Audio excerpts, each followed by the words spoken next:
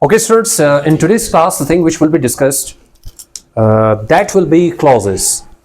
Basically, when you talk about clauses, so you become the student of syntax. Syntax has got two different streams. To understand or just to comprehend clauses, in first part of syntax, one is supposed to command over the sentences. If somebody does not know anything about sentences or the types of sentences, then understanding or comprehending the lecture of clauses will become quite difficult for you people. Anyhow, when we talk about clauses or clause, तो पहले ये देखना पड़ेगा बेटे what it is, ये है क्या, तो आपको बता देता हूँ. A clause is a combination of words which contains subject and predicate. Two things are very important. Which forms a sentence or part of sentence, or this is standard definition. If you start checking, observing and try to find out some standard definition, this will be the very appropriate definition for you people. There is another definition too. A clause is a combination of words which sometimes gives complete and clear meaning and by itself, and sometimes it does not give complete and clear meaning. So the same thing, बाज़ औक़ात ये पूरा मतलब देता है, बाज़ औक़ात ये पूरा मतलब नहीं देता. लेकिन क्लॉज के कॉन्सेप्ट को समझिएगा बेटे. क्लास की स्टडी में आप उस वक्त तक दाखिल नहीं होते जब तक आप कॉम्प्लेक्स सेंटेंस की स्टडी के अंदर दाखिल ना हो. क्लास पूरा भरा ही से एक डिपेंडेंट एक इंडिपेंडेंट, एक डिपेंडेंट एक इंडिपेंडेंट, तो वो कॉम्बिनेशन जो क्या कहलाती है टाइप क्लासिफिकेशन ऑफ सेंटेंसेस, उसको कहते हैं कॉम्प्लेक्स सेंटेंस. तो इसका मतलब ये हो कि क्लॉज की स्टडी में क्लॉजेस को अकेला नहीं देखा जाता, ये दो करके या पेयर में चलते हैं, डिपेंडेंट इंडिपेंडेंट. ये वेरी करता है टाइप टू टाइप. तो ये तो थी बेटे इसकी बेसिक डेफिनेशन. अब आ जाते हैं दूसरी बात बेटे, types of clauses. On the basis of definition, if you talk about definition, sometimes it gives complete and clear meaning and sometimes it does not give complete and clear meaning. So it is impossible that on the basis of one sentence you are going to say it is giving complete and clear meaning and the next movement you are going to say it is not giving complete and clear meaning. एक ही sentence से ये दो बातें नहीं हो सकती. एक sentence या तो कंप्लीट होगा तो इनकम्प्लीट होगा. तो इस बुनियाद पर the definition, on the basis of definition, the clauses are classified into two different classes. Number one, independent clause. Number two, dependent clause. So first of all, we are supposed to discuss independent clause. Independent clause, it is also called main clause, it is also called result clause. But when you talk about the standard studies of clauses, independent clause is the appropriate word for that. What is that? An independent clause is a combination of words having a subject and predicate. Try to understand. Two things are important, subject and predicate. Forms a sentence by itself. It has ability to make a sentence by itself, and it simply means that it does not depend on any other clause. So it is never dependent. But if you think for a while, we have gone through conditional sentences, so that movement we were going through two clauses, if clause, main clause. If clause was totally dependent on main clause. अगर आप if clause को मिटाते हैं, if you are going to remove if clause, if she works hard, there won't be any impact. She will pass the exam. She will pass the exam, will be stable. But if you remove she will pass the exam and you just leave if she works hard, alone it is not able to give complete and clear meaning. So again, classification of sentences पे अगर जाते हैं तो complex sentence में आप आ जाते हैं. ठीक है बेटे, आगे बढ़ता हूँ. अब थोड़ी सी बात है जो एक क्लैश पैदा होता है जब ये बात आपको याद दहानी करवाई जाती है कि it has subject and predicate, it makes a sentence or forms a sentence by itself and does not depend on any other clause. तो बच्चे के दिमाग में फिर ये बात भी आ सकती है किसी स्टूडेंट के कि सर फिर तो सेंटेंस भी ऑलमोस्ट यही चीज हुआ. अच्छा, उस बात को किल करने के लिए, उस ऑब्जेक्शन को रिमूव करने के लिए, देखो बेटे सेंटेंस के ऊपर ऐसी कोई भी रिस्ट्रिक्शन नहीं है कि वो अकेले यूज नहीं हो सकता. लेकिन क्लॉज को आपको यूज करने के लिए आप जुमले को या किसी पीस ऑफ सेंटेंस को क्लॉज कहते हैं इस वक्त है जब आप कॉम्प्लेक्स सेंटेंस की या कंपाउंड एंड कॉम्प्लेक्स सेंटेंस की स्टडी के अंदर दाखिल होते हैं, जिसमें एक डिपेंडेंट एक इंडिपेंडेंट क्लॉज होता है. ठीक है. अच्छा बेटे, वो जवाब कि to understand the concept of independent clause we must understand the following statement. ये स्टेटमेंट ऐसी है जो मेरी उस बात को, जो सवाल आपने रेज नहीं किया मैंने पहले से कर दिया कि भाई सेंटेंस और क्लॉज तो फिर एक ही जैसे हो गए सर. तो मैंने कहा every sentence can be a clause but every clause can not be a sentence. बेटे ये चीज याद रखिएगा कि ये तो मुमकिन है सिंटैक्स के अंदर कि कोई ना कोई सेंटेंस क्लॉज की किसी टाइप में फिट हो जाएगा, लेकिन ये मुमकिन नहीं कि सारे क्लॉज उठ के सेंटेंस बनना शुरू हो जाए, ये मुमकिन नहीं है। आइए अब सबसे पहली जो डेफिनेशन हम डिस्कस करने जा रहे थे वो थी इंडिपेंडेंट की, हमने पढ़ ली, हमने बताया कि it has subject and predicate and it forms a sentence by itself.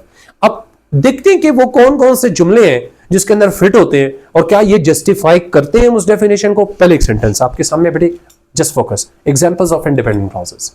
She is teaching them, she subject doer of an action, rest of the sentence is predicate and it is a well known and acceptable fact that जैसे statement को पढ़िए, above example is a declarative sentence, इसमें तो कोई मजाका नहीं है। आइए इसको मैच करते हैं, पुट करके देखते हैं इंडिपेंडेंट क्लॉज के डेफिनेशन में।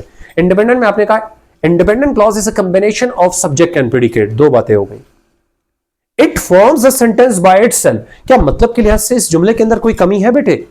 देयर इजंट एनी डेफिशिएंसी, तो दो की दो बातें तो पूरी हो गई। तो हर वो सेंटेंस जो इंडिपेंडेंट क्लॉज की दो डिमांड पूरी कर दे, एक तो खुद से पूरा जुमला बनाए, किसी और जुमले पर डिपेंड ना करे, और दूसरा उसमें सब्जेक्ट को प्रेडिकेट मौजूद हो, तो आप उसको इंडिपेंडेंट क्लॉज की कैटेगरी के अंदर बतौर एग्जांपल यूज कर सकते हैं। ये और बात है कि जब ये डिपेंडेंट के साथ टच होगा तो इंडिपेंडेंट, इस वक्त तो अलग पढ़ा रहा हूं इसलिए इसको अलग किया, वरना इसके साथ डिपेंडेंट क्लॉज को भी लिखा जाता। ठीक है, अच्छा बेटे, मैंने कहा above example is a declarative sentence but it is fulfilling the requirement of an independent clause, thus it is justified to call it a declarative independent clause. Why? Every sentence can be a clause if it is fulfilling the characteristics mentioned in the definition of some particular thing or stuff. बात समझ आई? देखें, इस sentence को इस वक्त तो declarative sentence है, लेकिन इस डिक्लेरेटिव सेंटेंस की जो मैंने एग्जांपल दी, जब मैं इंडिपेंडेंट क्लॉज की डेफिनेशन को पढ़ता हूं तो उसमें भी सब्जेक्ट और प्रेडिकेट है, वो भी पूरा मतलब दे रहा है। तो इस जगह पर मैंने बजाय इसको डिक्लेरेटिव सेंटेंस के मैंने डिक्लेरेटिव इंडिपेंडेंट क्लॉज कह दिया। क्यों? क्योंकि ये वाला सेंटेंस इंडिपेंडेंट क्लॉज की तमाम रिक्वायरमेंट्स को पूरा करके मीट करते हुए नजर आ रहा है। लेकिन ये क्लॉज उस वक्त कहलाएगा जब आप इसको कॉम्प्लेक्स में डिपेंडेंट और इंडिपेंडेंट करेंगे। ये बात हमेशा याद रखिएगा। आप क्लॉज की स्टडी के अंदर दाखिल उस टाइम होते हैं बेटे जब आप कॉम्प्लेक्स सेंटेंस यानी एक डिपेंडेंट एक इंडिपेंडेंट, ये चलना पड़ेगा आपको। दूसरी एक और एग्जांपल देख ले बेटे, आप अगर डिक्लेरेटिव सेंटेंस को पढ़ें, you know very well, declarative sentence is a sentence which makes a positive और a negative statement and ends with a full stop. तो सिंपल और नेगेटिव स्टेटमेंट दोनों डिक्लेरेटिव में आती हैं। अब इस एग्जांपल को भी देखें तो इसमें भी सब्जेक्ट और प्रेडिकेट, मैं कहता हूं they did not get your point, मैंने यू पॉइंट किया, योर पॉइंट है, सॉरी, ठीक है, आर मिसिंग है, योर पॉइंट, वो आपके पॉइंट को या आपकी बात को नहीं समझ पाए, तो इसका मतलब इस वक्त बात पूरी है। दो बातें, it has subject and predicate, demand थी इंडिपेंडेंट की, fulfilling, it must be giving complete and clear sense by itself, क्या इसका मतलब भी पूरा है? बिल्कुल पूरा है। तो क्या ये दोनों बातें पूरी होगी? अगेन वही बात आ गई। Above example is a declarative sentence, but it is fulfilling the requirement of an independent clause. Thus, eventually, it is justified to call it a declarative independent clause. कोई मुश्किल? अगली एग्जाम्पल पर आए, Where are you going now? अगर आप किसी भी बंदे को ये कहें कि Where are you going now, तो ज़ाहिर बात है वो इसका जवाब तो देगा, sir I am going home, I am going to attend the class, क्योंकि बेटे इस सवाल के अंदर मतलब की कोई कमी नहीं है। दो बातें देखते हैं। First of all there must be two things, subject and predicate, क्या है? बिल्कुल है। दूसरी बात, it must be giving complete and clear sense by itself without depending on any other class. तो क्या बेटे अगर मैं ये कहता वेयर आर, तो जाहिर बात आप वेट करते, आप कहते sir what you mean by where are, complete your sentence, what do you, sir what do you, I am not getting what you want to say, what do you want to study, अब कहते sir we want to study this chapter. तो जब सवाल पूरा होगा उसका जवाब आएगा, तो इसका मतलब ये सवाल पूरा है, तो दोनों बातें पूरी हो गई, सब्जेक्ट और प्रेडिकेट भी है और इसका मतलब भी पूरा है। तो इसका मतलब बेसिकली तो हम सब ये जानते हैं कि this is an interrogative sentence, सवाल ही समझा ना बेटे, लेकिन चूंकि it is fulfilling the requirements of an independent clause, why, subject and predicate and complete meaning by itself, so it is justified to call it an interrogative independent clause. यहां तक clear है बेटे? कुछ और एग्जांपल्स भी आपके सामने रखता हूं। अच्छा बेटे, you know very well, you might have gone through imperative sentences. Imperative sentences are those sentences which are used to show order, command, advice, suggestion, offer, etc. ये हुक्मिया जुमले भी कहलाते हैं बेटे। अच्छा, imperative sentence को अगर आपने कभी पढ़ा हो तो आपको पता होता है they start with first form of the verb. You subject होता है लेकिन mention नहीं करते। हम कहते हैं go out, जैसे मैं भी कर रहा हूँ, note down the lecture, teacher अक्सर क्लास में आते हैं, क्योंकि बेटे सुनने वाला एक बंदा भी यू है, सुनने वाले 1 लाख बंदे भी यू हैं। सारी ऑडियंस जो सामने वाली है, बोलने वाला आई यानी फर्स्ट पर्सन, मैं अकेला हूं, आप सारे सुन रहे हैं, तो आप सबके सब यू हैं। बेटे इंपेरेटिव सेंटेंसेस में यू को लिखा नहीं जाता, समझा जाता है, वो अंडरस्टूड होता है। तो मैं अगर ये एग्जांपल ऐसे बनाता ना, क्लोज द डोर, तो बच्चे कहते हैं सर इसमें प्रेडिकेट तो है, आपका सब्जेक्ट कहां है, ये सवाल उठा देते ना। तो उसको रोकने के लिए मैंने कहा बेटे यू सब्जेक्ट लिखते नहीं, लेकिन वो है, वो अंडरस्टैंडिंग के अंदर है। अब ये जुमला ये होता है यू क्लोज द डोर, लेकिन बोलते हुए ऑकवर्ड लगता है। कहते सर मैं ही सामने खड़ा हूं तो और कौन है जिसको यू कह रहे हैं। अगर डिफरेंशिएट करना तो विद्याली क्लोज द डोर, तो नाम भी लिख सकते, Aamir Hamza go out. Differentiate करने के लिए आप नाम भी ले सकते हैं, लेकिन बेसिकली एक कॉमन कॉन्सेप्ट तो बेटे यही है कि यू सब्जेक्ट होता है, लिखा नहीं जाता। तो जुमला क्या बना, यू क्लोज द डोर, लेकिन क्या है, क्लोज द डोर बेसिकली बोलते हैं और लिखते हैं। तो यू क्या हुआ, सब्जेक्ट, और प्रेडिकेट क्या है, close the door. Basically this is an imperative sentence. कौन सा सेंटेंस है, imperative.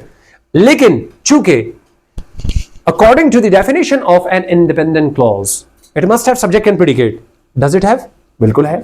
When it should be standing like a complete sentence, इसको पूरे सेंटेंस की तरह स्टे करना चाहिए। कर रहा है क्या, दूसरे किसी सेंटेंस की जरूरत पड़ी, नहीं। मैंने कहा गो आउट, एक बच्चा उठा बाहर चला गया। मैं कहता हूं चेंज द स्लाइड, बच्चे ने बटन दबाया, स्लाइड चेंज कर दी। टर्न ऑन द लाइट, वो खड़ा हुआ, इसने लाइट ऑन कर दी। बेटे अगर मेरी बात में मतलब पूरा ना होता तो कोई मेरी बात को सुनता ही ना मेरी बात को मानता। ठीक है, तो इस वक्त ये जस्टिफाइड है कि imperative independent clause. Independent clause क्यों कहा, क्योंकि इंपेरेटिव सेंटेंस ने वो तमाम बातें पूरी की जो एक इंडिपेंडेंट क्लॉज की रिक्वायरमेंट है। ये तो क्लियर है बेटे। आगे सुनिए एक और जुमला, इसको छोड़ देता हूं, ये वही बात है, वही वाली मिसाल है। नीचे आ जाते हैं बेटे। कभी आपने एक्सक्लामेटरी सेंटेंसेस पढ़े हैं, मैं इसकी डेफिनेशन बताता हूं। Exclamatory sentences are those sentences which are used to express the sudden feelings of happiness, sorrow, surprise, pain, hatred, so on. दो तरह से उसको एक्सप्रेस कर सकते हैं बेटे। Either you use what or how. आप अक्सर कहते हैं what a car it is, आप कहते हैं yes it is really extraordinary. तो बेटे पहला मैंने WH वर्ड से शुरू किया, व्हाट अ कार ही है, क्या गाड़ी है, उर्दू में कहते क्या गाड़ी है उसके पास। ये जुमला उस वक्त बनाते हैं जब आपने इससे पहले ऐसी गाड़ी ना देखी हो। जुमले को भी साथ साथ एक्सप्लेन कर रहा हूं, पर बात आ जाती है इंडिपेंडेंट क्लास की, किस तरह से फिटिंग होगी इसमें। सब्जेक्ट है, प्रेडिकेट भी है, ठीक है। क्या ये पूरा मतलब दे रहा है जब आपने कहा what a car it is, क्या गाड़ी है, ये सवाल नहीं है, इसको सवाल ना बनाने बैठ जाना। What a car it is इसका मतलब होता है, बाज लोग कितना कहते हैं व्हाट अ शॉट, क्या शॉट है, व्हाट अ कार, क्या गाड़ी है, what a lecture, what a mobile, कहते हैं ना बेटे, इतना भी काफी होता है। लेकिन बेटे उस वक्त सब्जेक्ट और प्रेडिकेट, चूंकि मैं ये डिमांड पूरी कर रहा हूं तो सब्जेक्ट और प्रेडिकेट को भी आपके सामने लगा दिया। तो ये सेंटेंस सब्जेक्ट और प्रेडिकेट भी रख रहा है, मतलब भी पूरा दे रहा है। तो इंडिपेंडेंट क्लॉज यही चीजें आपसे दरकार करता है कि a sentence, any that sentence which is having subject and predicate and giving a complete and clear meaning by itself, it can be termed exclamatory independent clause। कोई मुश्किल बेटे, क्यों, every sentence can be a clause but every clause cannot be a sentence। वही statement बोलनी जरूरी है। ठीक है, आगे बढ़ू। देखिए बेटे एक्सक्लेमेटरी का दूसरा पार्ट ये होता है जिसमें आप इंटरजेक्शन यूज करते हैं, hurrah, wow, alas, like that. ठीक है, आप कहते हैं hurrah, they have won the match, ये है interjection which is expressing your feelings. आप खुश हैं, नाराज हैं, दुख, गम में हैं, तो ये खुशी के लिए इस्तेमाल किया जाता है, एक्साइटमेंट के लिए यूज किया जाता है। तो आप कहते हैं they have one the match, वही बात आ गई। एक्सक्लेमेटरी का हमें पता कैसे चला, इंटरजेक्शन लगा हुआ है। अच्छा सेंटेंस पूरा मतलब दे रहा है, ये देख लेते हैं, सब्जेक्ट प्लस प्रेडिकेट दोनों चीजें हैं, क्या ये पूरा मतलब दे रहा है बजाते खुद, yes it is a complete sentence by itself. Basically तो है तो एक्सक्लेमेटरी, क्यों, इंटरजेक्शन लगा हुआ है बेटे। लेकिन right now it is fulfilling the requirement of an independent clause, subject and predicate must be giving complete and clear meaning, दोनों बातें पूरी हो गई। That's why it is justified to call it exclamatory independent clause। Why? Because every sentence can be a clause, but every clause cannot be a sentence। यहाँ तक clear है बेटे, आगे बढ़ता हूँ। और आज की जो आखिरी बात आपके लिए रखूंगा आपके सामने वो यही है कि सिर्फ डिपेंडेंट क्लॉज की डेफिनेशन को मैं और आप डिस्कस करते हैं, उसकी टाइप को पढ़ूंगा नहीं, सिर्फ यहाँ तक रखूंगा। The next day when you come inshallah we'll be discussing it out। ठीक है, देख लीजिए। अब हमारे बेटे डिपेंडेंट क्लॉज और सबऑर्डिनेट क्लॉज, ठीक है, वो क्या है, शायद आपको याद हो, the movement I was giving you lecture about conditional sentences, उस वक्त थोड़ी सी डिस्कशन तो की थी हमने कि एक डिपेंडेंट क्लॉज वो होता है जिसके अंदर सबऑर्डिनेटिंग कंजंक्शन ऐड होता है।